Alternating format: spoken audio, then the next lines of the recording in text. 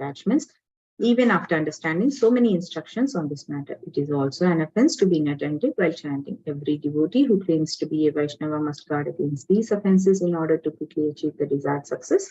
Krishna frames. Once again, I thank you all for joining the Bhakti Sangha conference call today. Let us move to our next session, which is Srimad Bhagavatam class. May I know who all have joined the call this morning? हरे कृष्ण नंद प्रिय नर्मदा माता जी दंडवत प्रणाम शिला प्रभुपाद की जय गुरु महाराज की जय प्रीतिदास ब्रह्मचारी हरे Krishna Hare Krishna, Preeti Mataji, Dandavat Pranam. Please accept my humble obeisances. All glories to Srila Prabhupada and Gurudev. Thank you very much, Mataji, for joining the call. Hare Krishna. Hare Hare Krishna Krishna Nanda Priya Narmada Mataji. Please accept my humble obeisances. All glories to Srila Prabhupada. This is Anika Ramya from Sharjah. Hare Krishna, Anika Ramya Mataji, Dandavat Pranam. Please accept my humble obeisances. All glories to Srila Prabhupada and Gurudev. Thank you very much, Mataji, for joining the call. Hare Krishna. Hare Krishna, Nandapriya Narmada Mataji, Dandavat Pranam, all glories to Srila Prabhupada. This is Vrinda Gandharvika Devidasi from Texas College Station. Hare Krishna, Vrinda Gandharvika Mataji, Dandavat Pranam. Please accept my humble obeisances. All glories to Srila Prabhupada and Gurudev. Thank you very much, Mataji, for joining the call. Hare Krishna. Hare Krishna, Nandapriya Narmada Mataji. Please accept my humble obeisances. All glories to Srila Prabhupada and Shri Guru and Shri Gauranga. And to all the assembled devotees, this is Megha from Naperville. Hare Krishna. Hare Krishna, Megha Mataji, Dandavat Pranam. Please accept my humble obeisances. All glories to Srila Prabhupada and Gurudev. Thank you very much, Mataji, for joining the call. Hare Krishna. Hare Krishna, Nandapriya Mataji, please accept my humble obeisances. Srila Prabhupada ki jai, Guru Maharaj ki jai. This is Aditi Devi Dasi in India, Pune. Hare Krishna, Aditi Mataji, Dandavat Pranam. Please accept my humble obeisances. All glories to Srila Prabhupada and Gurudev. Thank you very much, Mataji, for joining the call. Hare Krishna. Hare Krishna. and Priya Narmada Mataji, all glories Srila Prabhupada and Guru Maharajis. My humble obeisances to you and all the devotees. This is Krishna Kumar Devidasi from Raleigh. Hare Krishna, Krishna Kumari Mataji, Dandavat Pranam. Please accept my humble obeisances. All glories to Srila Prabhupada and Gurudev. Thank you very much, Mataji, for joining the call. Hare Krishna. Hare Krishna Mataji, Dandavat Pranam, all glories to Prabhupada, all glories to Guru Maharaj, all glories to Assembled Devotee. This is Mohini Lakshmi from Detroit. Hare Krishna, Mohini Lakshmi Mataji, Dandavat Pranam. Please accept my humble obeisances. All glories to Srila Prabhupada and Gurudev. Thank you very much, Mataji, for joining the call. Hare Krishna. Hare Krishna Mataji. Please accept my humble obeisances to you and all the devotees present. All glories to Srila Prabhupada and all Guru Maharaj. This is Eka Radhika Leela Devidasi from Iowa, USA. Hare Krishna, Ekaradhika Leela Mataji, Dandavat Pranam. Please accept my humble obeisances. All glories to Srila Prabhupada and Gurudev. Thank you very much, Mataji, for joining the call. Hare Krishna. Hare Krishna. Hare Krishna Mataji, all glories to Srila Prabhupada and Guru Maharaj, all glories to Radha Madhava. Please accept my humble obeisances to you and respectful Zoom devotees who are present today. I'm Charana Lakshmi from Malaysia. Hare Krishna Mataji. Hare Krishna, Charana Lakshmi Mataji, Dandavat Pranam. Please accept my humble obeisances. All glories to Srila Prabhupada and Gurudev. Thank you very much, Mataji, for joining the call. Hare Krishna.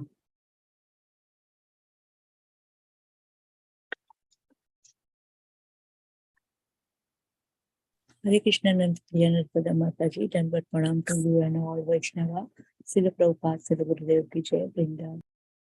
Hare Krishna, Vrinda Gopika Mataji, Dandavat Pranam. Please accept my humble obeisances. All glories to Srila Prabhupada and Gurudev. Thank you very much, Mataji, for joining the call. Hare Krishna.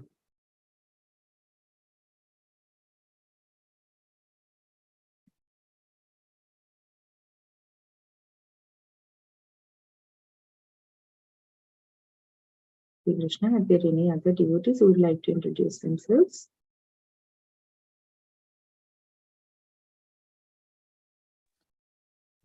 Hare Krishna, Nandapriya Narmada Mataji. Please accept my humble obeisances. All glories to Srila Prabhupada and all the assembled devotees. This is Induleka Karna Devi Dasi from Lincoln.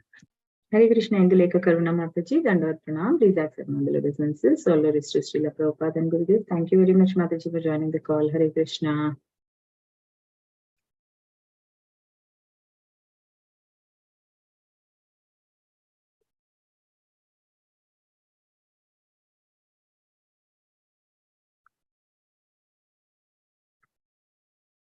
Hare Krishna, welcome to Bhakti Sangha conference call. Today we are very fortunate to have His Grace Keshavanand Prabhuji on the call to enlighten us on the topic of Srimad Bhagavatam, 6th canto, 17th chapter, 4 and 5 slokas. Before handing over the call to Prabhuji, I would like to ask Aditi Mataji to give a brief introduction. Mataji, please take over when you're ready. Thank you. Hare Krishna, dear devotees. Please accept my humble obeisance. Srila Prabhupada ki jai, Guru Maharaj ki jai. This is a brief introduction for His Grace Keshavanand Prabhuji. Dr. Keshavanand Prabhuji was a professional doctor for many years, and he is now a practicing monk. Since the last 20 years, he has conducted extensive research and authored books in the field of science and spirituality. He feels the rift between science and spirituality must disappear to bring peace in the world. If spirituality is a superstitious and myth, science is materialistic and atheistic, a new approach to life is needed today that can bring the best of both. Science must re-embrace spirituality and be humble to admit its defects, flaws, and ignorance. And spirituality must base itself on sound, scientific, and rational idea. Keshavanand Prabhuji has studied both Vedic and Western philosophy. Besides learning Sanskrit, he also learned Bengali, Gujarati, Marathi, and Kannada to know about other traditions. His persistent endeavor in the field of science and spirituality has enabled him to come up with seminars on diverse topics like science and the Vedas, minds and machines, science fails to explain life, consciousness and beyond, etc. He has presented in various colleges in India, Europe, and America. Under the guidance of his spiritual master, His Holiness Bhakti Vikas Swami, he has also started a Gurukula, a traditional system of Vedic education in Punjab, India, where children learn the ancient Vedic culture and values. Besides, he has started a farm community. The community has a traditional way of living with mud huts and thatched roofs, with cows and, of course, farming. The community will set a model for the world to show how to live a life based on the principle of simple living, high thinking. Thank you very much. Over to you, Mataji. Thank you, Mataji. Thank you for the introduction. Hare Krishna Prabhuji, Dandavat Pranam. Please accept my humble obeisances. All glories to Srila Prabhupada and Gurudev. Thank you very much, Prabhuji, for giving your very valuable time and association to us this morning and enlightening us on the topic of Srimad Bhagavatam. Please, whenever you're ready, please take over the call, Prabhuji. Hare Krishna.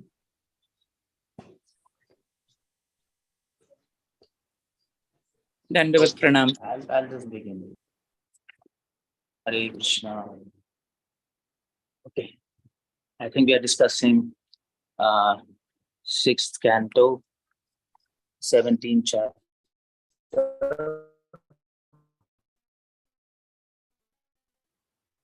4th and 5th verse. Om Namo Bhagavate Vasudevaya. Om Namo Bhagavate Vasudevaya. Om Namo Bhagavate Vasudevaya. We are reading 6th canto, 17th chapter, 4th and 5th verse. Ekda savimanena Vishnu dattena bhasvata Girisham dadrishe kachan paritam siddha charanahe Alingaya angikritam devim Bahuna muni samsadi Uvacha devyaha Shrinvantaya Jahasa Uchchaita Dantike. So we'll read synonyms word to word. This is Ekda, which means one time.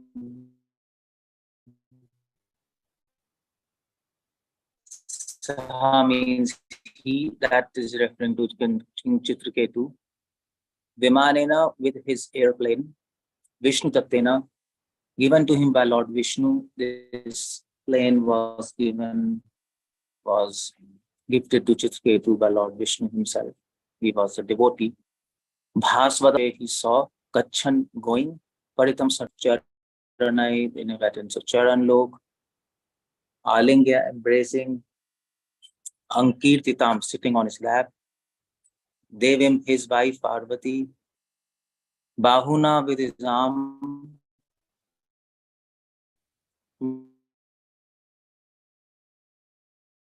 Muni Samshadi, in the presence of great saintly persons, O Parvati, Srinvantaya was Uchai very loudly Tatantike in the vicinity. Okay, this beautiful word translation. I'll comment on these words. So, translation. One time while King Chitraketu was traveling in outer space on a brilliantly effulgent airplane given to him by Lord Vishnu, he saw Lord Shiva surrounded by Siddhas and Charanas. Lord Shiva was sitting in an assembly of persons, embracing Parvati on his lap with his arm. The hearing of Parvati. Purport by Srila Prabhupada and Srila Prabhupada ki jai. Vishma Chakra Thakur says in this connection, Bhaktim Bhutim Haritatva Swavichheda Anubhutaye Devya Shapena Vritratvam Nitva Tam Swantike Anyat. Purport is that Supreme Personality of Godhead want to bring Chitraketu to Vaikuntha Lok as soon as possible. The Lord's plan was that Chitraketu be cursed by Parvati to become Vritrasur, so that in the next life he could quickly return home back to Godhead. There have been many instances in which a devotee acting as a demon has been brought to kingdom of God by the mercy of Lord.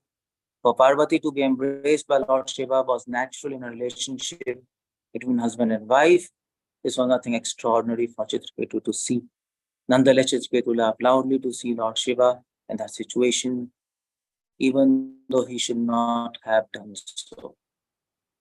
Thus, he was eventually cursed, and this curse was the cause of his returning home back. So I think we'll begin this. Om Agyana Timrandasya Gyananjana Shalakaya Chakshur Unlitam Yena Tasmai Shri Gurudevam Nama Om Vishnu Padaya Krishna Krishnaya Bhutale Srimate Bhakti Vedanta Swami Niti Namane Namaste Saraswati Deva Gaurvani Pachanya Vishesham Navadi Paschadeshna Vandeham Shri Guru Shri Padagamnam Shri Gurun Vaishnavam Shashi Rupam Saprajatam Samutan Tam Sachivam Sa Advaitam Savadatam Parijana Sapitam Shri Krishna Chaitanya Devam Shri Radha Krishna Pradan Samarita Shri Vishakhan Vitam Chara Shitanyamanavistam Sthapitam Yena Bhutale Swayam Rupa Padamayam Vedanti Swapadantikam Taptakanchana Gaurangi He Krishna Karuna Sindhu Dina Bandhu Jagatpate Gopesha Gopakakanta Radhakanta Namastate Taptakanchana Gaurangi Shri Radhe Vrindavaneshwari Vishvahano Sutadevi Pranamami Hari Priye Shri Krishna Chaitanya Nityananda Shri Radharva Shadi Gaur Bhaktavinda Hare Krishna Krishna Krishna Hare Hare Hare Ram Ram Ram Hare Hare. Okay, so we are discussing this beautiful verse, and this verse is, by the way, quite interesting because there are so many surprising issues in this verse. By the way, I'll just comment on them. 6th canto, 17th chapter, 4th and 5th verse. What Sukdev Goswami is saying here, that Chitraketu, who actually became a Gandharva, in previous life he was a king, Chitraketu, but in this life he's a Gandharva, and he actually was a devotee of Lord Shankarshan,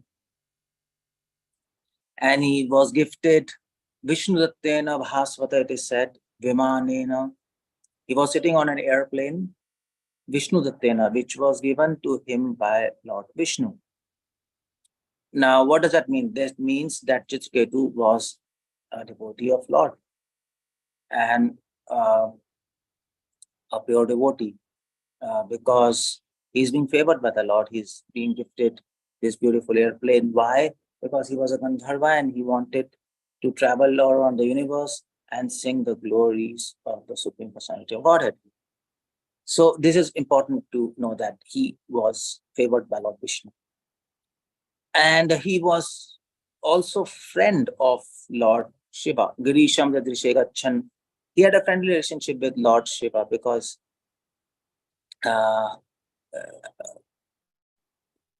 Shiva is also pure devotee and they had good relationships. Now, Shiva was once going on, Shiva was once traveling in the universe with all his associates and Parvati. And Parvati was sitting, Alingaya ki kritam devin. Parvati was, and Shiva was embracing him. Now, Chitraketu saw this, Jahasa Uchchaitadantike, he laughed loudly. Now, here's the point. Why did he laugh by seeing Lord Shiva in this situation? One thing is that externally, so you will read ahead in this chapter. Externally, he told Lord Shiva, see, Lord Shiva, you are such an exalted personality, and you love Parvati, and Parvati loves you. That we all understand. But in public, you should not be doing. This is not a good etiquette. This is out of etiquette, and that's why he laughed. But actually, what was actually happening behind the scenes, as we say? When Shiva was traveling, there were so many other rishis also traveling, all his associates, and they never laughed.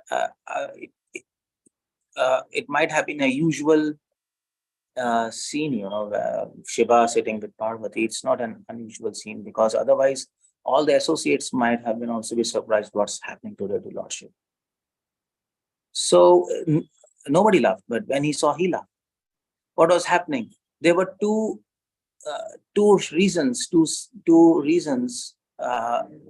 hidden reasons which made Chitraketu laugh at this point of time. The first reason which Srila Prabhupada mentions in the purport is that Lord had a plan. Now, this is important thing.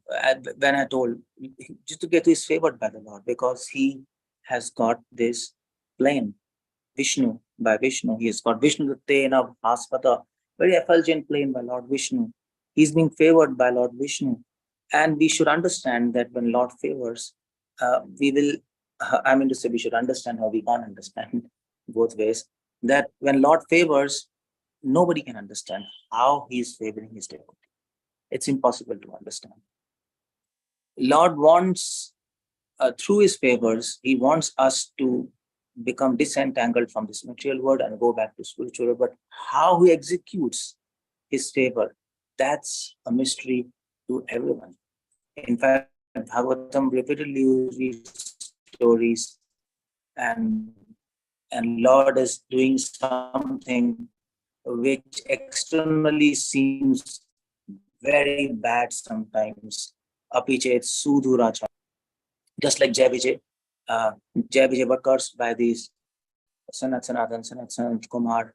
And when Lord came, then what happened was, so then he told his doorkeeper Jai Vijay that you should not worry because it's my plan. Because of my inspiration, they cursed you. And that's my favor. I want you to go there and I want you to fight with me, and this will give me pleasure. So when Lord wants some service from any devotee, or Lord wants any devotee to come back to spiritual world, he plans. And of course, God is infinite. His plans are infinite. Lord is inconceivable. His plans are inconceivable. We can never understand what he's doing, why he's doing. When even devotees, when even devotees' actions and words cannot be understood, how can we understand Lord's actions and words? So what is happening is, due to Lord's mercy, Chitraketu is actually inspired to laugh at Lord Shiva. In usual routine, he would not have laughed. I mean to say, he's not a foolish person. But he laughed at this point of time. This was purely an inspiration of Lord. It was his plan that he should laugh. Just like it was Lord Vishnu's plan that 4 Kumaras should curse Jai Vijay. Similarly, here's a plan of Lord Vishnu. Chitraketu should laugh at Lord Shiva, and then Parvati will curse Chitraketu, and then he'll become a Vritrasu demon, and then afterwards, after this demonic life, he will just come back to spiritual world quickly. So Lord wanted to hasten his coming back to Godhead. That was Lord's plan. Chitraketu's plan was that entire life as Gandharva, he will sing the glories of Lord, and that's how he will attain the Lord of his life. But Lord has another plan. He might have seen something. He saw something in Chitraketu, and he saw that particular thing in Chitraketu, and he saw that there's an obstacle from him to approach my spiritual kingdom. And if you read Prabhupada's father, Prabhupada mentions there was a big problem in Chitraketu. Although he was a devotee of Lord, he was Gandharva, he was favored with the Lord, but he would not have achieved Lord in this life or in the next life because of this serious problem. And the problem was Chitraketu was actually a devotee of Lord Shankarshan. And Srila Prabhupada writes in the Prabhupada's ahead, when you read afterwards in the chapter, that he got pride that he's a devotee of Lord Shankarshan. Srila Prabhupada writes that he also got pride that he is better than Lord Shiva in devotion. So somehow he got this conception in his mind. He's a devotee of Lord. He got the pride. That pride not be a gross thing, but it should be but it would have been a very subtle pride. But yet, pride is pride. Even a scent of pride will stop you from going back to God. And Krishna wanted to get him out of that. And that is why he wanted to get him out of this situation of Gandharva and devotee and a favored devotee. And he wanted to make him a demon, turn him into a demon, Vitrasur. So that all his pride is gone. Now he's a demon. And when actually Chitraketu became a demon, Vitrasur, Chitraketu immediately realized that, my God, I'm in such a demoniac body. I'm so I'm in such a contemplative situation, and and this is complete. This word is not completely good. This body is not good. I want to get out of this body and go back to my life. He what was happening. He understood why Lord gave him the body of Vitrasur. He understood that he wanted to destroy the pride of Chitraketu, that he is a devotee of Lord Shankarshan. That's what Lord wanted to get him free. So that was the second reason why Chitraketu laughed at Lord Shiva. The fact that he laughed at Lord Shiva showed, Prabhupada is mentioning, showed that actually he got pride, that he's a better devotee than Lord Shiva. And that's why he laughed at him. So that's one thing. These are some hidden secrets which Prabhupada mentions, due to which Chitraketu laughed. Whatever it is, it was simply a plan of God to hasten his arrival in spiritual world as fast as possible. This is Krishna. This is God. We might have some plans in our life that we will serve God like this, we'll serve God like that, or Krishna might be having different plans. That, well, I want him back to my spiritual kingdom, so I will arrange like that.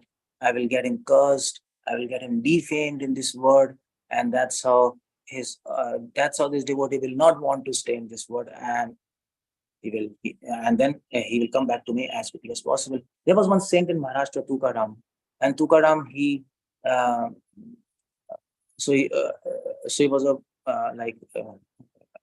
a pure devotee of Lord Vitthal. If you go to Maharashtra, people who know him, Tukaram, he actually Lord Vitthal, he asked Tukaram, do you want to come back to me? And Vitthal said, well, I want you to come back to me. Tukaram said, no, actually, I'm happy chanting your glories, and that's okay.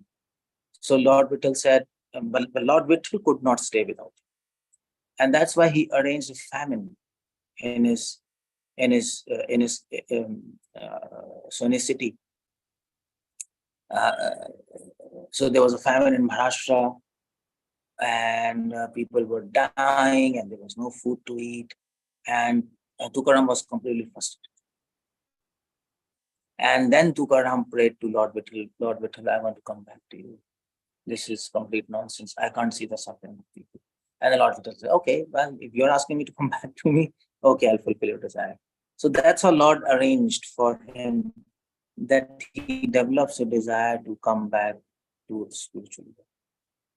So it's not necessary that you might not be a pure devotee, or you might be a mixed devotee, or you might be even a pure devotee, but Lord has plans to bring you back to spiritual world as early as possible. It is said by one of the Christian saint, and I think she said that if Lord is if any time in your life you face a lot of problems, a lot of sufferings, it's for sure that your Lord is planning for your quick arrival in the spiritual. That's what she said, and that's what Kunti Maharani prays.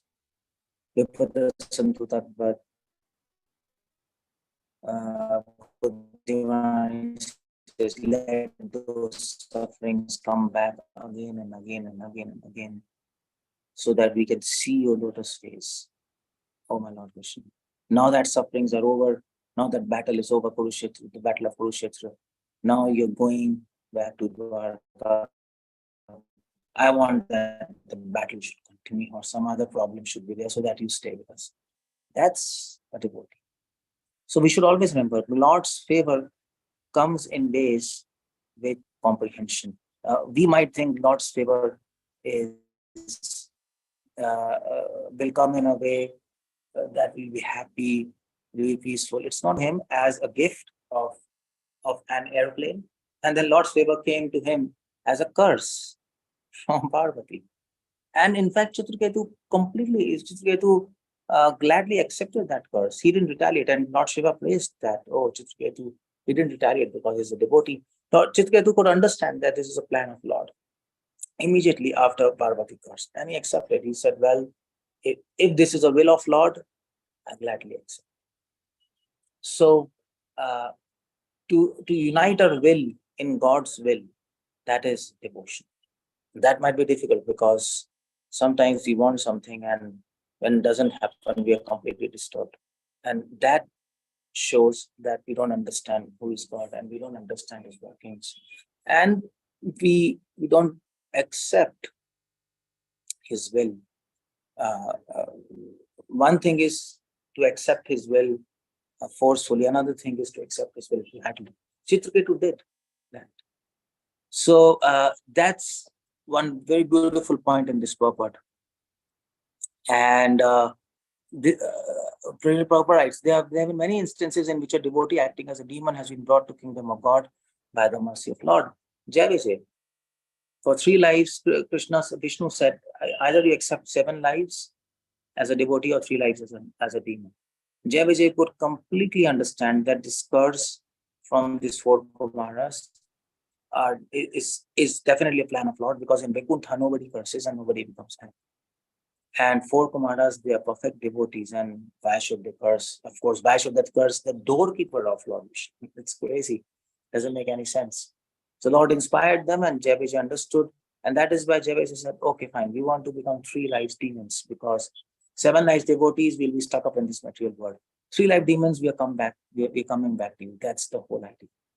Being a devotee in this material world is also not a right position. The idea is to go back to him, because Srila Prabhupada said that even if you're a pure devotee in this material world, you're always at risk.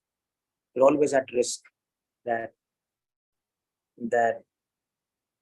illusion, Maya, will actually delude us. Many great devotees, they fell down because there's a word of illusion. You're living in the word of Maya. Bharat Maharaj was almost perfect, he fell down. Priyavrat Maharaj, he was doing tapasya and he was distracted from his tapasya. And then there are so many devotees in history who were actually distracted in this world of illusion. Indra Maharaj, who actually became Gajendra in next life, he was deluded by the force of Maya. So all these instances show us that even if we are pure devotee, we are completely in danger in this material. Even if you are so even if you are Jivan Mukta, even if you are liberated by living in this material world, still we are at danger, because we might be liberated from this bodily concept of life, but still we are in this material world. So Prabhupada, that's why I said Rupa Goswami escaped from this material. Srila Rupa Goswami, he escaped from this material world. For Rupa Goswami, Srila Prabhupada said. So although Chaitanya Mahaprabhu, he praised Mama Janmani Janmaneshware Bhakta Devahi Tukiti. So although Mahaprabhu praised, let me have birth after birth, but in every birth, let me have devotion to you. Bhaktivinoda Thakur comments on that. Well, Mahaprabhu is not praying that I should have birth after birth. Mahaprabhu is saying, if I have birth after birth, let me have devotion to you. But my ultimate desire is this cycle of birth and death should stop, and we should come back to you, to a spiritual world safely, and then serve you there eternally. This material world is always dangerous. We should always remember that. Srila Prabhupada said that as soon as you forget that this material world is dangerous, we will not fall down. We are already fallen in that case. So sometimes we forget that we must escape from this material world and we must go back to the spiritual world. Sometimes devotees are so enthusiastic to preach that they think, okay, let's stay in this material world and keep on preaching. But that's not a good idea. That's a stupid idea, because the ultimate point of everything, even the ultimate point of preaching, is to purify ourselves first, and ultimately to go back to God. Prabhupada has repeated so many times in his purport, back to it. If Krishna wants us to stay here, that's okay. We will gladly accept it. But with a sorrow in our heart that we are away from him. He's in the spiritual world. We are here away from him. We are separate from him. That sorrow will always be there. That fear of illusion should always be there. That if that's not there, then that is lack of devotion. Chitraketu, Supreme Lord, he actually, there's a saint, a Sufi saint, he said that you might want to attain Lord, but the day you come to know how much he wants to attain you, you will completely go mad. We might long for God, but when we understand how much he longs for us, then we'll go mad after. That's what he said. And that's, of course, very much the theme of this whole story of Chitraketu. That's a theme here. Chitraketu, he's a devotee. He longs for the Lord, and that's why. That's why he became a Gandharva, and he asked Lord Vishnu that I want to sing your glories with so many Gandharvas. Vishnu gave him his Viman, Lord's glories. Of course, he had a longing in his heart to attain Lord, but he could realize, how much Lord Vishnu wanted him. Lord Vishnu longed for him. That he couldn't realize. Even if he realized that, he couldn't understand how he's planning for him to come back. You see, Lord loved him so much.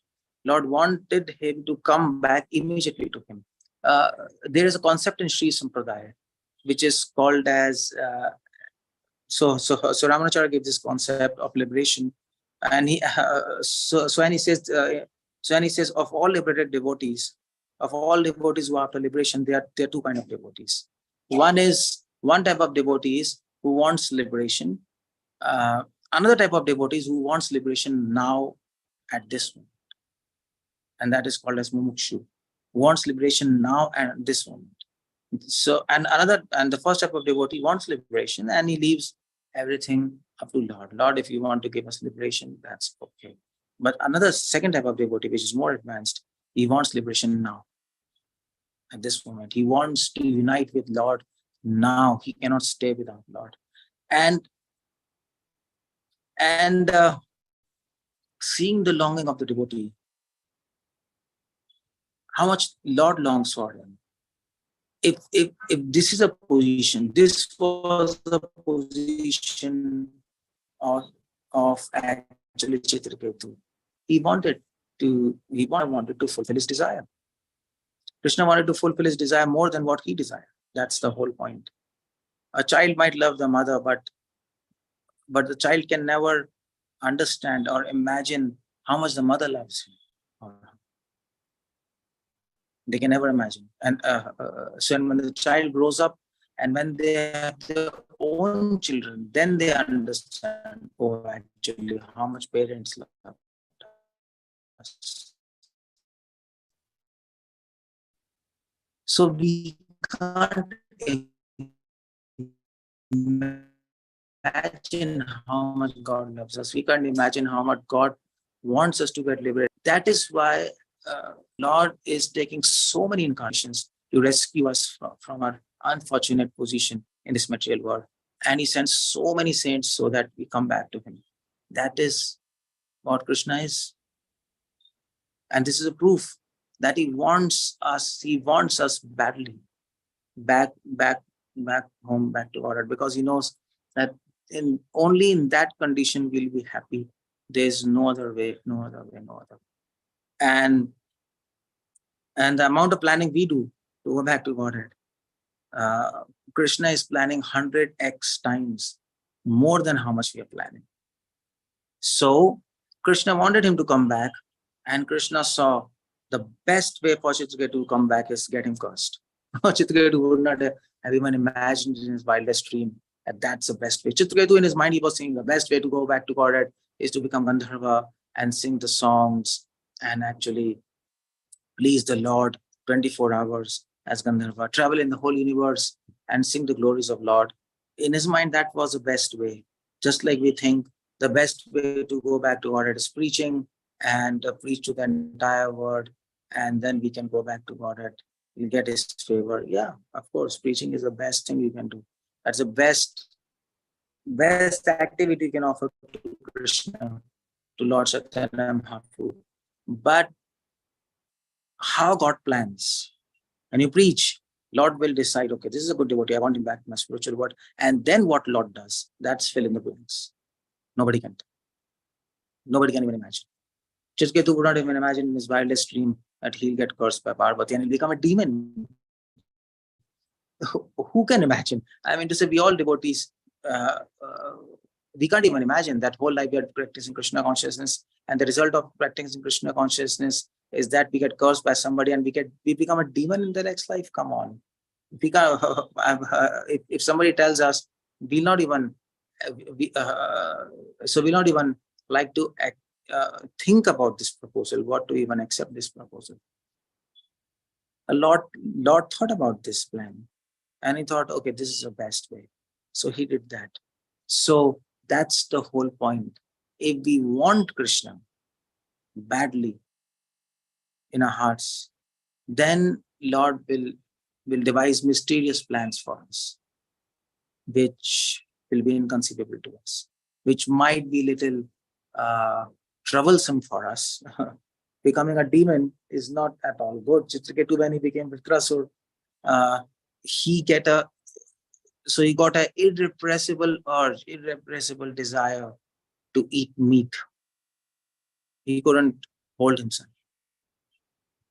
And as a devotee, if you're eating meat, if you can't control eating meat, what kind of guilt you might be having in your heart? And then he became the leader of all demons. What about that? And now he's trying to fight demigods who are actually devotees of Lord. How much pain Chitraketu would have got, becoming Vritrasur. Oh my God, I'm trying to kill Indra, who is actually representative of Vishnu in the heavenly planets. I'm trying to fight demigods who are devotees of the Lord, Vayu and Varun Dev. And here I'm eating meat. What's happening? I have gone crazy. And he was put into that situation in that kind of body. That was hell for Chitraketu. That was hell. And that's why he told Indra when he was fighting, please kill me as quickly as possible. I want to get out of this situation. I can't tolerate this situation. It's actually beyond my tolerance, but please kill me. It's a favor. it's a favor to me. So why did Krishna put him in such a troublesome situation? Especially Chitraketu was a very good devotee of Lord Vishnu, and here he's doing a Vaishnava offense. He's killing Vaishnavas. What kind of it's even beyond offensive. He's eating meat. He's killing living entities, and he's leading demons, inspiring them. How can a devotee live this kind of life? But Krishna purposefully put him in this situation. That's the mercy of Lord Krishna. That's the entire life what Chitraketu did. The entire life he sang as Gandharva, the glories of the Lord. And this is the result. So are we ready to accept this kind of result? Are we ready? Of course we are not ready. Of course none of us are ready for this kind of favor of Lord Vishnu. And of course none of us even want Lord Vishnu badly. None of us even want badly to go back to spiritual world. That's the situation. And that's why nothing happens in our life. Nothing exciting happens in our life. Nothing dangerous happens in our life. Nothing troublesome happens in our life. Our life is continuing as what it was and what it is. And this is how it will be. And we'll die. And then we don't attain him. The idea is, another idea in this whole incident is, who produces the longing to attain God? This longing to attain God, that's very difficult to attain. That's a whole game, by the way. That's what Rupa Goswami says, Tatra lolyam api ekalam mulayam. That desire to long, the desire to attain Lord, Mama Chatum Dhananjaya, the longing to meet Krishna, to dance with him, kiss him, to serve him directly in his home in the spiritual world. That longing is extremely difficult to get. Srila Prabhupada writes in one of his purport, I was reading, I think today only, Srila Prabhupada writes that longing to attain Krishna, that takes many, many births. It's not easy to get. Because, why? Because we are contaminated by lust. Srila Prabhupada says, we long for this material world. We long for ourselves, we don't long for God. But we want that longing. Rupa Goswami says, if you have that longing, you're going back to God, right, in this life. But when you long for God, when this longing comes in your heart, how this longing comes in your heart, that's mercy of God. That proceeds from Lord. You cannot construct it in your mind. Okay, I want to attain Lord. I want to attain Lord now. No matter how much you think, that's after some time you'll forget everything. It will become normal. That's not true longing. That's not the longing of a fish for the water or the longing of a lover for the beloved. It's just a mental sentiment which remains for some time and then goes back. How should we get that longing for the Lord? That is a function of mercy of Lord. That Lord will produce in. That's the whole idea. No amount of sadhana, no amount of philosophy, no amount of efforts can actually produce this longing. When your sadhana, when your efforts, when your philosophy are blessed by the Lord, then through his mercy we will attain this longing for the God. And what do we mean that through the mercy of Lord we will attain this longing to attain him?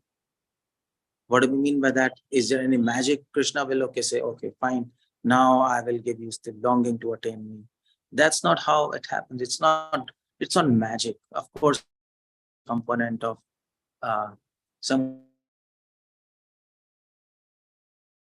but it's completely understandable. What is Lord's mercy? Lord's mercy comes in the form of circumstances in our life. Lord creates certain circumstances in our life by which we are forced to choose God and to reject this material. God actually creates such circumstances that we ourselves willingly decide, okay, I want to go back. That enough is enough. He will create such circumstances.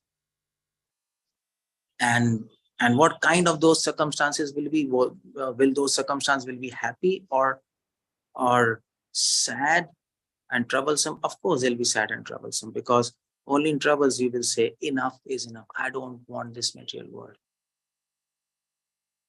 So that is why I said that Saint,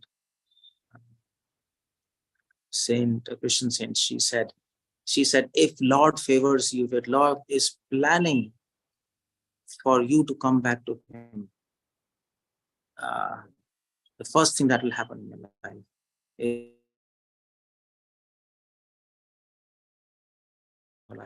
and the circumstances will be happening in reverse, so that you become completely frustrated with this material world. You become completely frustrated with this material body, and then you will say to Krishna, please, I don't want to stay. It's nonsense. That's how Krishna works.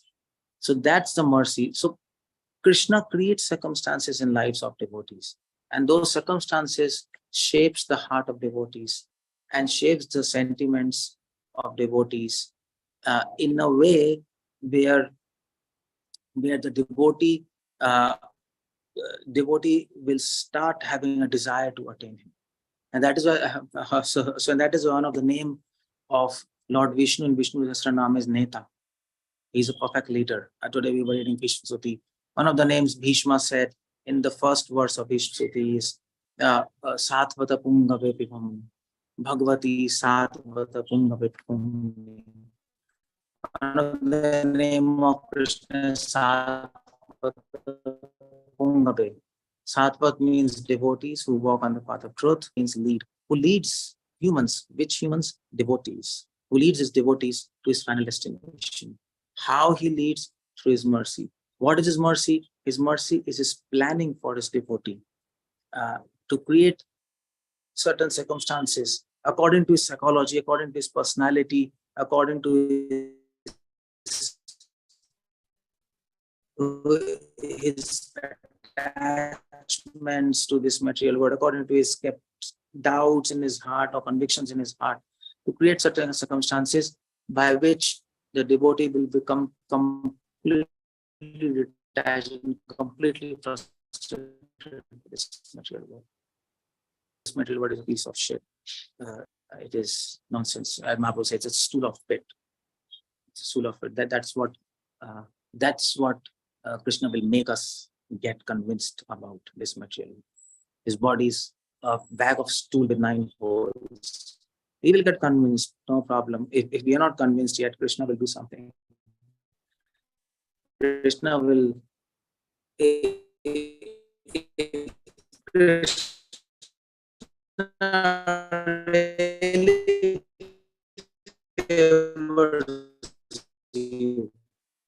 He will create situations in your life where you will not by force, but willfully you will say, Krishna, now I am convinced. I've seen enough.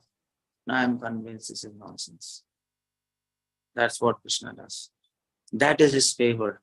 Krishna creates circumstances, and through circumstances, he inspires power to attain those realizations, and he matures longing to attain Krishna. That's, by the way, that's Krishna consciousness.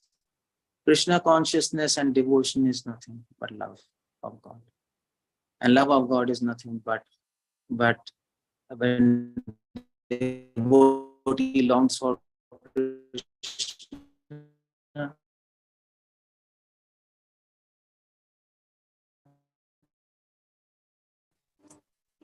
and Krishna longs for his devotee. It's from where Chitraketu is longing for Vishnu, and Vishnu is longing for his devotee.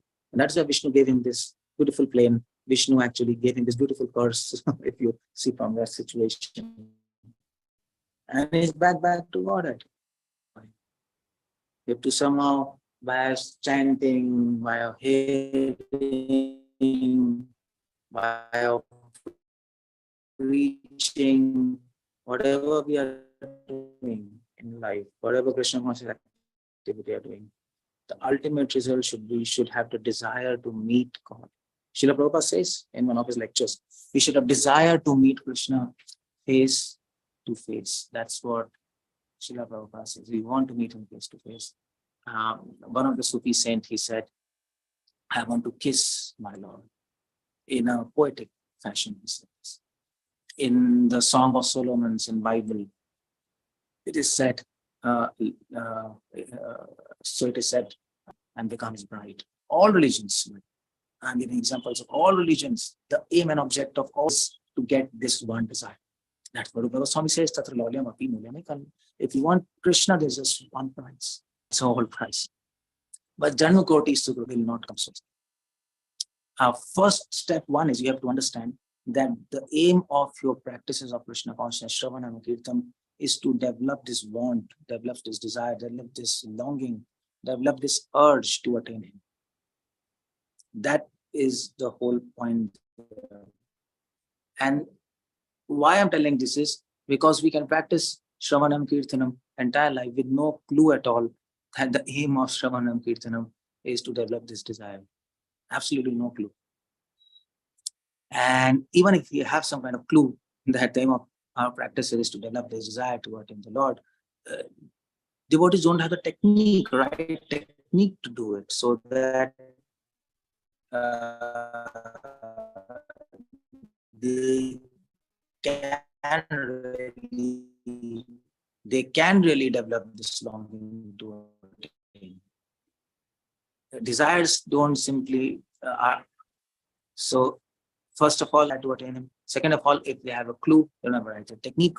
And third of all, even if they have a right technique to actually practice the Krishna consciousness in a way that it produces a desire to attain him, they don't have mercy of God.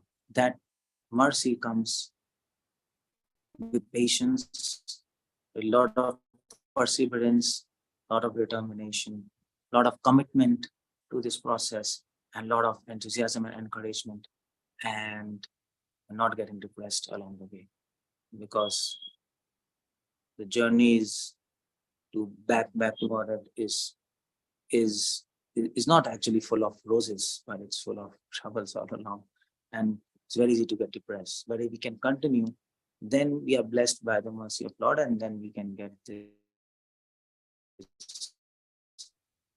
longing. And the meaning of being blessed by the Lord is Krishna will create situations in our life by which we will develop slowly. I don't want to stay in this body. This is nonsense. This material world is not worth living. This material world is dangerous, and I want to go back to God. That's what this whole incidents of Chitraketu, and especially this verse is talking about. Vishwanath Chakravarti Thakur, he quotes this beautiful verse.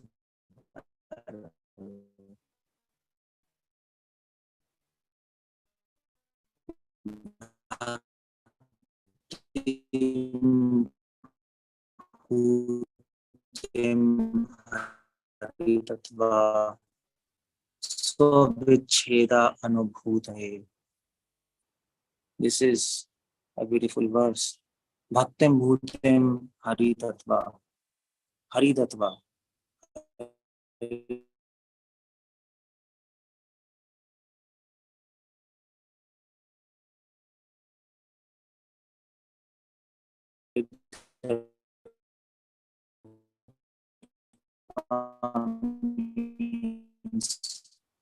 Lord wants to give. So the verse says, any devotee who has a bhakti in his heart, Krishna wants to give him something. Swabicheda anubhutaye. How he gave Devya Shapena Vrittarpam through the curse of heart. So Vritrasur actually, Vritrasur is actually not by creating this situation. An intense an intense feelings of separation mean not gave. And this is what we are aspiring for. This is what Chaitanya Mahaprabhu actually showed us, feel separation from. Bhaktivedanta Thakur, that actually, so actually I don't have longing to attain Krishna. So Bhaktivedanta Thakur says, well, if you don't have longing to attain Krishna, then develop a longing to attain that longing. That's what Bhaktivedanta said. Okay, so I think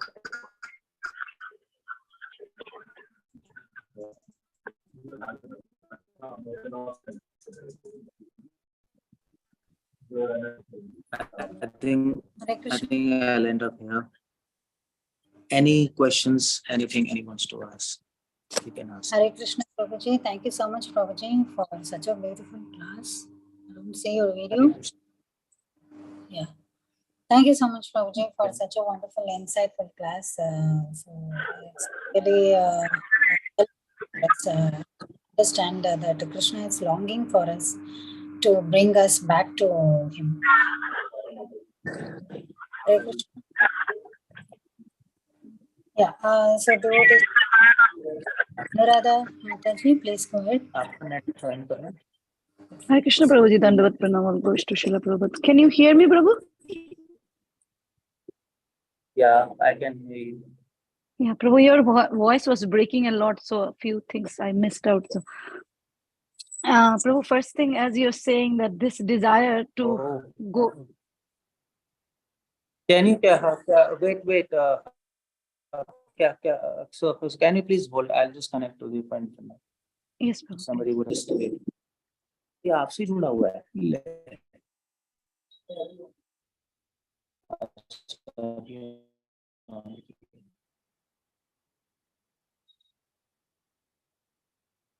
Okay. Now my voice is clear or what? Yes, Prabhu, much better. Yeah. Yes. Prabhu, my question is. Okay. Yeah, my question is, Prabhu, like you said, we should have this longing to meet Krishna. Like end of all our sadhana, the ultimate goal should be to meet Krishna. But when you're saying it, I was also thinking when Canto 2, we hear so much about Krishna's glory and how wonderful, how huge he is. So it also feels like he's too far because he's way too big for a tiny soul to have the desire. It's feel like, dwarf trying to touch the moon. So how do we bridge that gap, Prabhu? That is one question. I have a follow-up also. Well, to attain Krishna, yeah, I mean to say we are tiny, we are small, and to attain a longing for Krishna, that's very difficult. That's one thing. But that's a point. From our end, we should always think it's very difficult. From our end, we should always be thinking that it's a hopeless case, that actually we can attain Krishna. But at the same time, a devotee is convinced that by the mercy of Lord, we can attain that longing. So the mercy of Lord, that makes. So the mercy of Lord, that makes impossible possible. And that's the whole point there. So we depend on the mercy of Lord.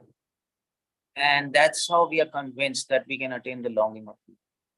That's the whole point there. So both things we have to remember. From our end, it's not possible. From Krishna end, it's possible. And that's then all the situation becomes harmonious and it comes together. Yeah, thank you, Prabhu. Thank you for that answer. And along with that, in the same line, you said there are techniques the devotees don't, even if they have the desire, but there are techniques, they don't know the techniques. That point of time, your voice was breaking a lot. Did you mention the techniques as well, Prabhu? Well, I didn't mention the technique, by the way. I just told that the devotees don't know the technique. That should be another whole kind of seminar. That the devotees, if they have the right technique, to do Shravan and Kirtan. The devotees know how to do Shravan and Kirtan in such a way that if you develop love of that longing to attain Krishna, then they can perfect the Krishna consciousness. Bhaktivinoda Thakur, right? Prabhupada says that is the art of Krishna consciousness. I use the word technique, but Prabhupada used the word art. So that should be another talk. How should we do Shravan Kirtan with a goal to attain longing? And that requires a proper technique. I didn't mention any technique. But Okay, so that gives us a chance, Prabhu. Please give us a class on technique so that we know how to do the Shravan and how to do the Kirtan. Please, Prabhu. Thank you for your association, Prabhu. Hare Krishna. Dandavad. Thank you. Thank you, Mataji. Yes, Prabhuji, as Mataji told, your voice was breaking last for a few minutes. So we missed a few things. Okay, so next is Shubhkar. Prabhuji, please go ahead. Hare Krishna, Keshavanand, Prabhu, Dandavad Pranam, accept my humble obeisances. Prabhuji, now from the Chaitanya Bhagavata, somebody asked Chaitanya Mahaprabhu, what is the definition of a Vaishnava? So he told, Khaite, Shuite, Boshite, Cholite, Je Krishna Nam Kore, She Hoy Vaishnav. That means to become a devotee, you should just keep on chanting incessantly, Satatam Kirtanto Mam, everywhere you feeling. That is the only way to just understand Krishna. So that is one thing, but I got one more confusion. The devotee said that if you go to Srimati Radharani, where Gaudiya Mat, then she knows how to get you Krishna. So I went to Barsana. After coming back, I could find I'm getting little more taste for Krishna. I'm not proud, but I'm finding it good. So what I want to ask is, I know that Radharani came from Krishna, but somebody was telling Radharani is the heart of Krishna. So without Radharani, without Radha, there is no Krishna. So can you just explain on that point? There is little confusion that they are same, or is Krishna the energy and energetic and energies? But I'm not really clear that Krishna himself is surrendered to Srimati Radharani. So we have to just keep begging Srimati Radharani, please, please, please help me, mummy. Can you just... No, so what's the confusion? No, I want to know whether we should do, rather, we should keep Radharani in the mind and just concentrate on her, then Krishna will come. Is that the technique? Well, no, it's once Srila Prabhupada says if Radha recommends you to Krishna, Krishna will accept. Prabhupada said once. That's right. But then the question is, whom will Radha recommend? That's a big question. Now, according to Vrindavan, Brajvasis, they think if we do devotion to Radha, then she will recommend us to Krishna. But Bhaktisiddhanta Saraswati Thakur, he just reversed this point and he said, well, if you do devotion to Krishna, then Radha will recommend you to Krishna. Why? Because what pleases Radha the most? Serving Krishna or serving her? That's the whole point. Now, if you serve Radha, then that pleases Krishna. But if you serve Krishna, then that pleases Radha. That's what Narottam Das Thakur says. So what's that verse? Narottam Das Thakur says, Krishna Chandra Pai Radha. What's that? If you serve Krishna, then you attain Radha. If you serve Radha, then you attain Krishna Charan. There's a particular beautiful poem by Narottam Das Thakur. So Bhaktivinoda Thakur said, well, so there was one devotee, a big king from Jaipur. He came to Radha Kund, and he was doing parikrama of Radha Kund. And devotees came and he said, oh, he's such a big king. They told Bhaktisandra, he's such a big king and he's such a great devotee of Radha. Bhaktisandra said, yes, but in our Gaudiya Vaishnava, we don't think so that he's such a great devotee of Radha, because if you want to please Radha, then you have to serve Krishna and not Radha. So it's entirely a different kind of understanding, a different take, and it seems logical, I mean to say. From whom Radha will be happy? A person who serves her or a person who serves Krishna? Radha is so happy anybody serves Krishna. So that is why Bhaktivinoda said that if you think about Krishna, if you say glories of Krishna with this thought that this will please Radha, And that's the perfection of Krishna consciousness.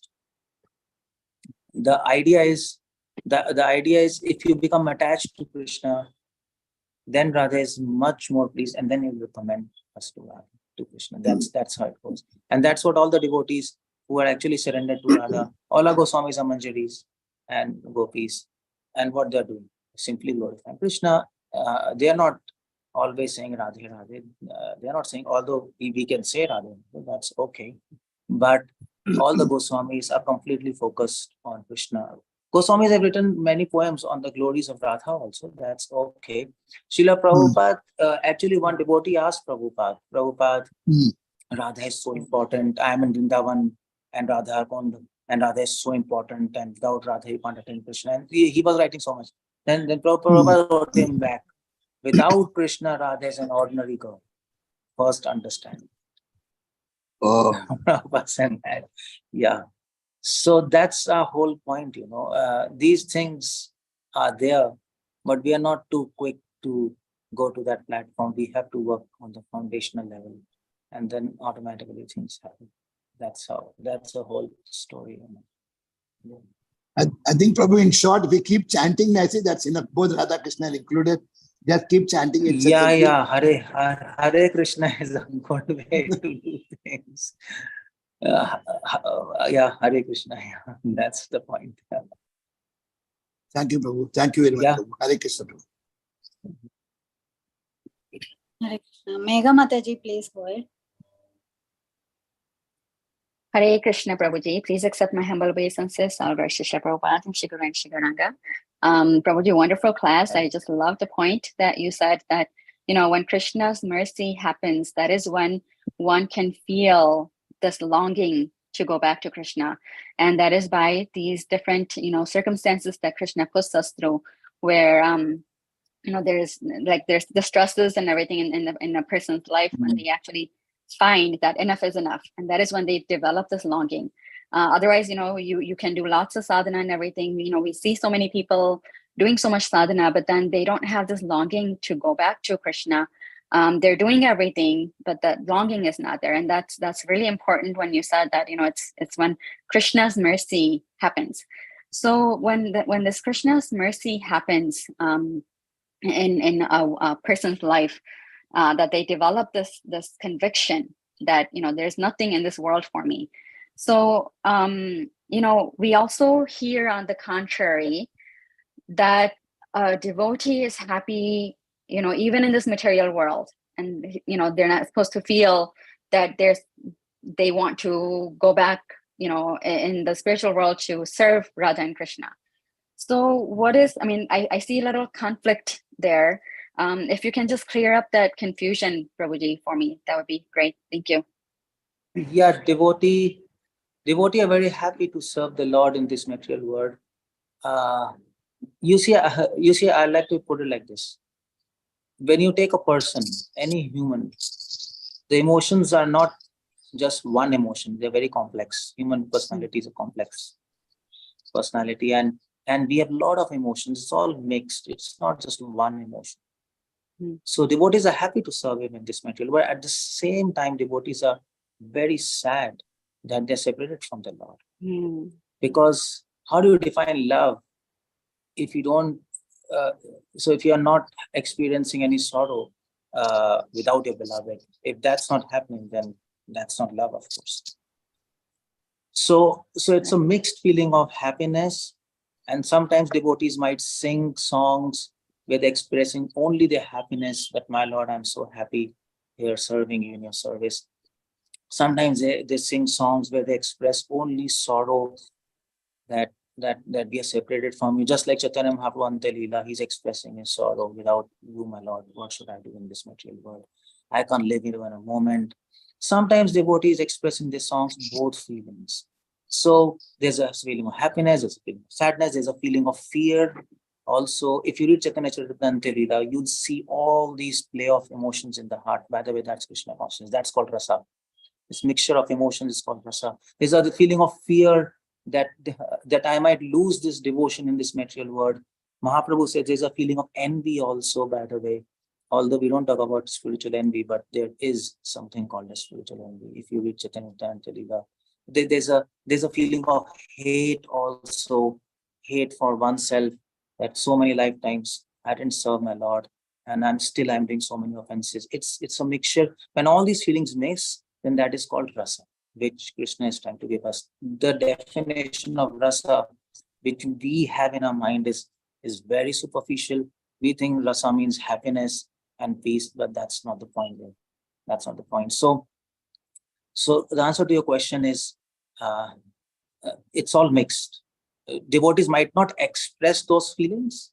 They might focus on one feeling, and that's why we might feel, oh, actually that devotee is so happy serving Krishna, so that's okay. But that's not the point there. He is actually hiding all those feelings in his heart. Chaitanya Mahaprabhu says, Ai Nanda Tanuja Kinkaram. You see, just before this verse, he says, Mama Janmani Janmaneshwari Bhakta Bhakti Tukitwai. He says, let my birth happen, but I want devotion to you. But right in the next verse, he says, Ai Nanda Tanuja Kinkaram.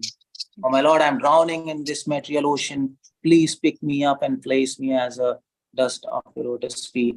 So it's both emotions. You see, previous emotions, he's expressing his happiness in serving in this material world, but next verse, immediately that sorrow immediately bursts out from his heart and tears all the happiness and comes out, oh my Lord, but I can't stay without you. And the next verse is, Shunyayatam Jagat Sarvam. I'm so sad that I can experience darkness every day.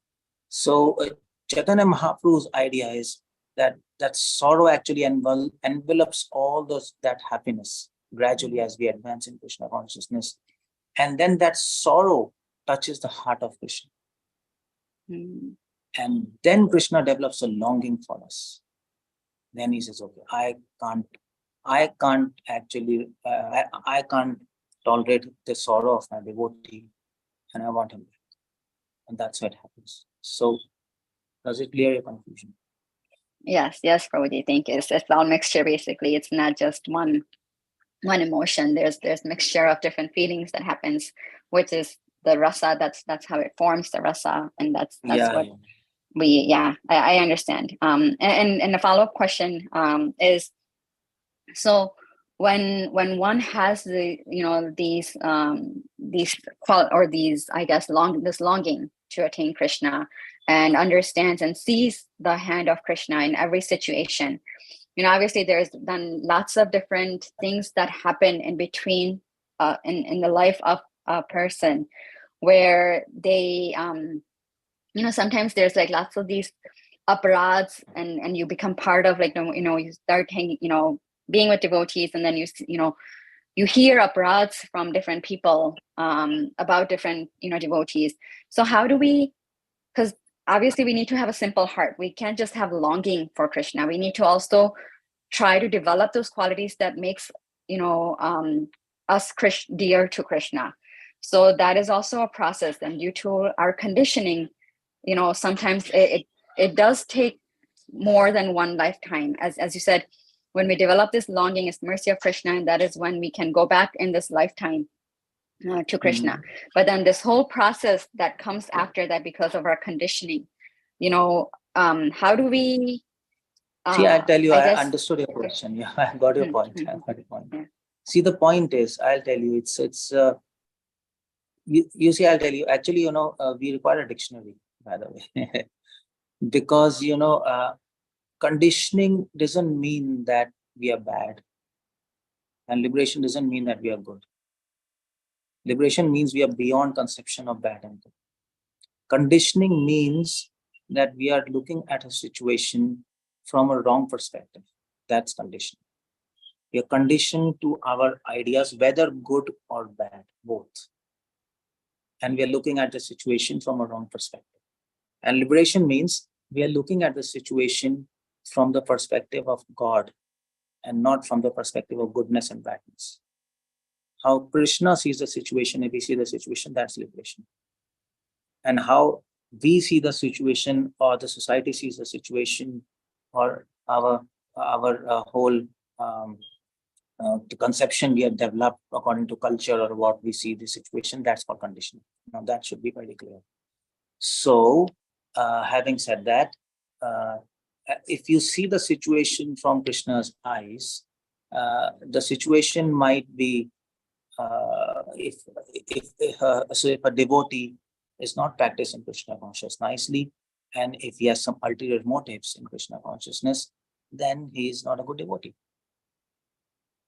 So is it a Vaishnava offense? No, it's not a Vaishnava offense. It's reality, and Krishna sees him as such. Krishna, when he sees a devotee, he sees, okay, he sees a hypocrite, and he's having something in his heart, and he's showing something else.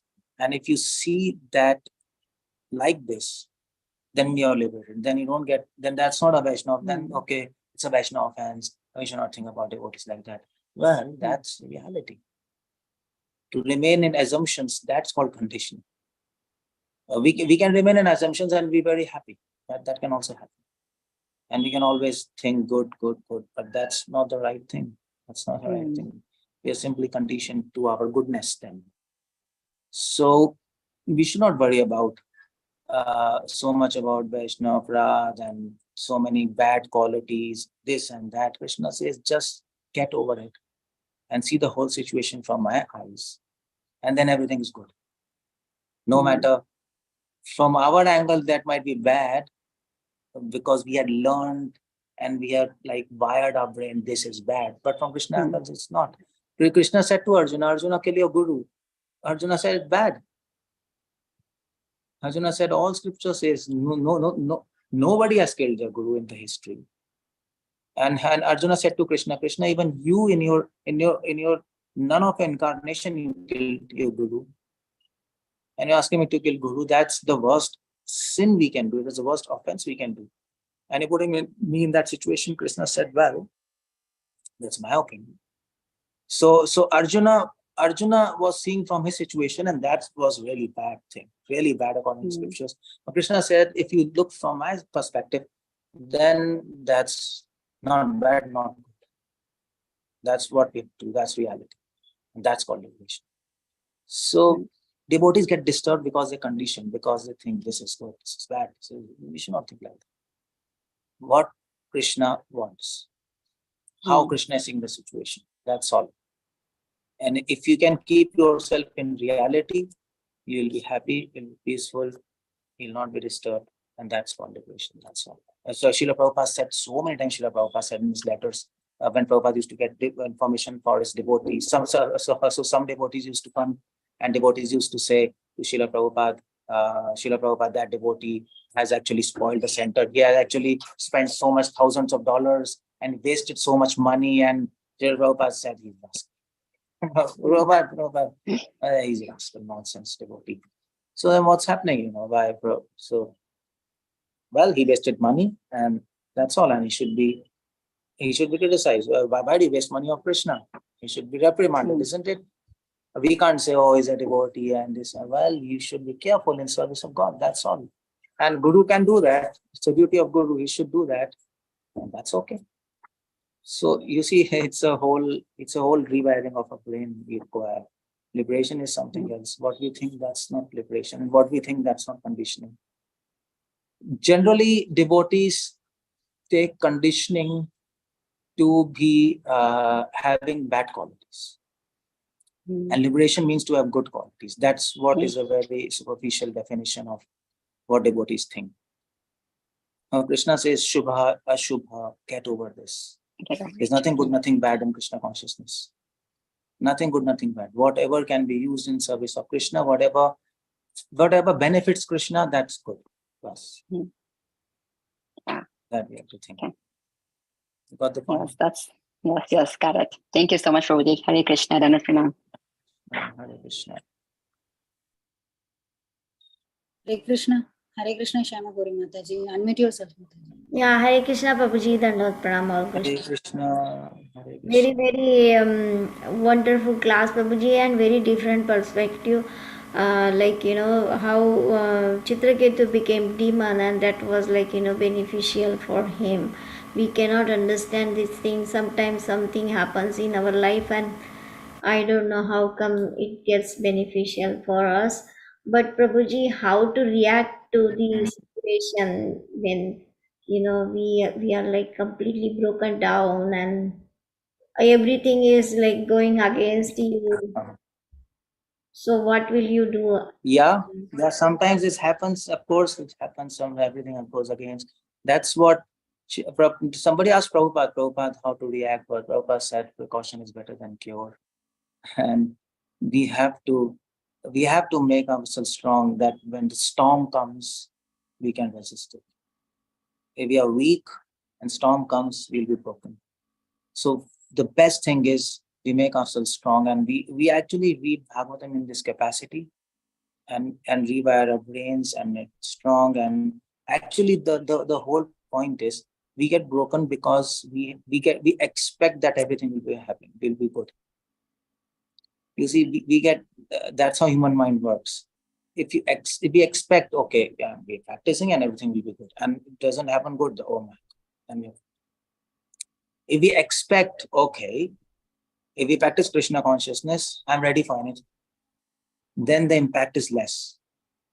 And if you really think, if you're on step 3, and if you think, well, I expect really bad things in this material world, what do I accept? I don't expect anything good. This is material world. This nonsense world. So I expect bad. So if anything bad happens, okay. Anyway, I expect it. So it doesn't matter. So that's one thing. But generally, we are all very weak, and something happens, we really get tensed, and things happen. So in that situation, what we can do is, in that situation, first of all, we should have some friend.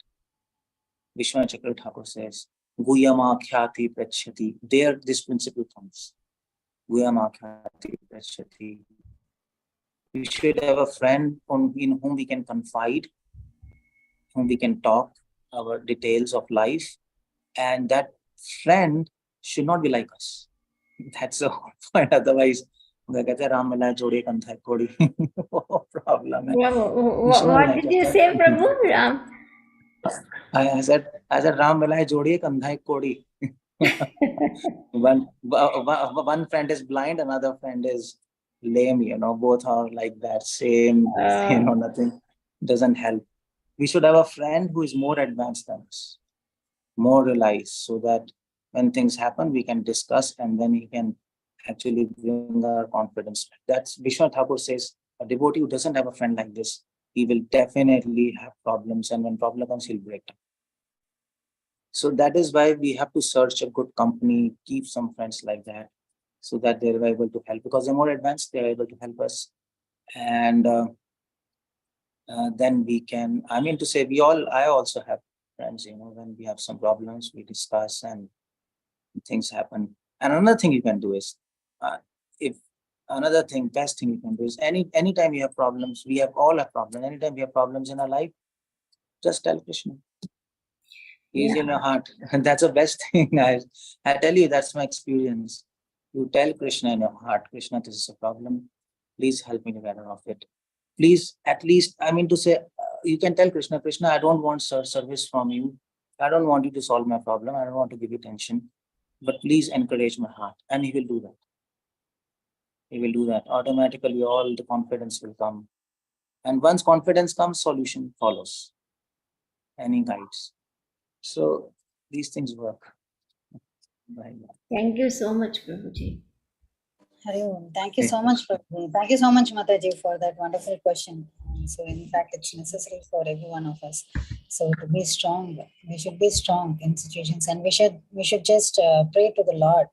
So not anyone else in the material world who are also conditioned. So thank you so much, Prabhuji. Shubhakar, Prabhuji, do you have anything to say? Yeah. Hare Krishna, Prabhuji. I have one last question, Prabhu. See, what I can see from Chitraketu's case, when he was cursed, he kept quiet and he accepted the punishment, Parishit Maharaj, all. So I'm not comparing myself. Some reverses are coming. So previously I used to immediately go and fight and shout. But now I thought that whatever is happening, Krishna knows, because Krishna is the boss and nothing happens, ek patta bhi nahi hilta hai. So just to accept it, that yes, Krishna is helping me to clear my sinful reaction of the past activity through this person. So I should not get annoyed with this person. He's an instrument. So how I can shout at him? I should just keep quiet and just accept Okay, Krishna. Okay, Krishna. that's a good thing. So That's very just I nice want to thing. know, I want to get your confirmation that is it my mood is okay Yeah, or not, yeah. or This is the best thing we can do in life. If you want to get annoyed, become annoyed with Krishna, because he's doing this thing with you, not with that person. इसलिए I'm just Oh. त्रिनाद विसुंचन तरो Riva. Oh, best hai wo. Yeah, सहनशीलता that's the चाहिए. best thing. You see the point. This is first canto of Bhagavatam. Nobody is doing anything to anybody. That Kali was like beating that bull, no? So that Parikshit came and Parikshit said, okay, so this person is beating me, I'll kill him. Bull said, well, wait, hold a minute. First you have to decide who is beating me. I don't think so this person is beating me. And then Parikshit immediately understood, oh, actually this is not a bull, this is Dharmaraj. So that is dharma. Dharma begins with accepting this fact. That's first canto, first lesson. Dharma begins with accepting this fact that nobody is doing anything to us. It's all our reactions coming through people, this person, and that will come by this or another. Because Prabhu, those who are very close to me, abhi suddenly they are just talking something. So gussa to hai, because he has never dealt with me that. Suddenly he's just giving all shots, and so I just didn't retort. I said, okay, thank you, Prabhu, thank you very much, Hare Krishna. So when he kept quiet, now things are clearing. He's not talking to me, just he got annoyed and not talking. But main chup hu. He's expecting whether I will talk or not, but I'm keeping quiet. So I'm finding peace. I'm doing more Krishna bhajan, I'm doing more Bhagavatam, I'm reading, I'm putting my head into this. Okay, fine. This is step 1. And I'll tell you step 2. Step 2 ये है कि now pray for him. अब छोड़ो मत उसको, pray for him. Step 2 pray किया मैं. Pray for him. Krishna, please guide him, bring him to the right path. और step 3 बताऊं क्या है? उसके बाद step 3 भी है. Step 3 is love him. That is helping you to go back to Krishna. But he's not able to. He's not talking with me. क्या करूं? Oh, मेरा phone उठा नहीं रहा है. अरे वही तो. He's not talking with you. He's not talking with you. That's how he's helping you. He's trying to make you understand nobody is close to you. Only close person is Krishna. I understand. You were thinking he was close, but now Krishna has arranged. Yeah, nobody is close to you. Understand? I am only close to you. So he's helping you to realize this. So how do I love him? How do I talk to him? How do I? I want to talk, but he's not. Well, he's your guru. He's teaching you. Don't harbor any bad feelings. Don't harbor any bad feelings. Praise him in your heart, just like you praise any friend. And then you see. That's step 3. If you can do that we are devotees of Krishna. What's step 4? Step 4 वो अपने आप आ जाएगा. Or go and fall at his feet. Step 4 तो अगर ये कर लोगे तो best है. Go and fall at his feet and tell him, I'm sorry what I did, and please forgive me, because you're helping me a lot. ये कर लो तो you are Mahatma. Step 4 तो वही है. हमसे छोटे है फिर भी कर सकता है ना. हमसे छोटे है फिर भी can do. हमसे छोटा कोई नहीं है. हम ही सबसे छोटे हैं. ना उम्र में बोल रहा हूँ. उम्र में भी नहीं है. Nobody is smaller. We are the smallest. Okay. यही है. That's the truth. कभी उनके पैर में गिर जाओगे जाके. धन्यवाद, प्रणाम. Yes, that's the best thing. Hari Bol. Thank you, Prabhuji, for that nice question. Thank you, Prabhuji, for such 4 solutions which you have given. The last, the 4th most is a very easiest one, and also very toughest one also. It speaks about our false ego also at that stage. So that's how we realize whether I should do this or not. So thank you so much, Prabhuji. So devotees, no, I don't see any more questions in the chat also. So thank you so much, Prabhuji. That was really a very wonderful class. We want your association. It's been actually a long time we had your association, but now today we introduced your class, and we want this association in future also. Please come on the call and give us such a nectarian lecture and nice Q&A session also. Thank you, Prabhuji. Devotees, let's pay our obeisances to Prabhuji. Vancha kalpatrupasya Vaishnavebhyo Namo. Vaishnav Vrindi ki Jai. ki jai. His Jai. Keshavanand Prabhuji ki Jai. Gauranga, For such a wonderful class, Prabhuji, Hare Krishna. Gauranga, Gauranga, Nityananda, Nityananda. Jai Jai Shri Radhesha. Jai Shri Gaura Radhesha. Vrinda. Kisi Thank you Gauranga so much, Lati dear Jai devotees, Ho. for joining the call.